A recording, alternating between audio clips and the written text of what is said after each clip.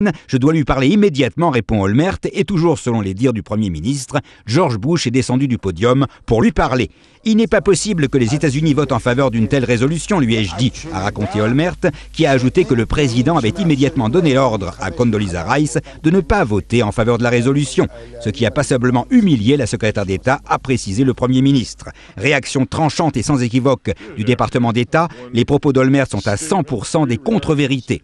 Certes, les intéressés eux-mêmes, Bush et Rice, n'ont pas réagi, mais dans leur entourage, on ne cache pas une très mauvaise humeur. On déplore les manifestations publiques de l'ego des dirigeants israéliens et l'on rappelle aussi à Washington qu'une règle d'or est de ne pas divulguer des conversations privées.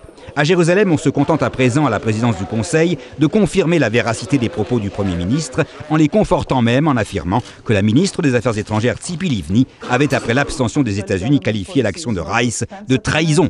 Malgré le démenti de Livni, on confirme dans son entourage sa profonde désillusion. Quoi qu'il en soit, on cherche à présent à calmer le jeu à Jérusalem pour éviter d'envenimer les rapports avec le plus grand ami d'Israël, et il y a effectivement lieu de penser que les conflits personnels n'auront que très peu d'effet sur les relations entre les deux pays.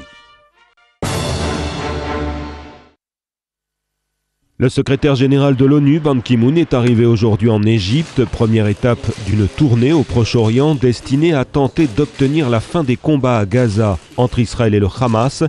Avant son départ, le chef des Nations Unies a reçu le soutien unanime du Conseil de sécurité. Le secrétaire général a un objectif en tête, favoriser le cessez-le-feu, obtenir aussi vite que possible un cessez-le-feu, travailler à l'application, à la mise en œuvre de la résolution 1860 qui a été adoptée par le Conseil la semaine dernière, et pour ce faire, soutenir les initiatives diplomatiques en cours, et notamment évidemment la résolution, l'initiative égyptienne avec le soutien de la France. Le secrétaire général s'entretiendra également avec différents acteurs importants de la crise qui sont en mesure de peser sur la décision qui sera faite.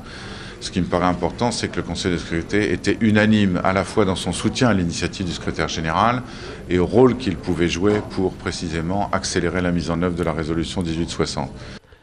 Après l'Égypte, Ban Ki-moon se rendra en Jordanie, en Israël et dans les territoires palestiniens, en Turquie, au Liban, mais aussi en Syrie et au Koweït, afin de discuter avec les responsables de la région des moyens d'obtenir un cessez-le-feu le plus tôt possible à Gaza.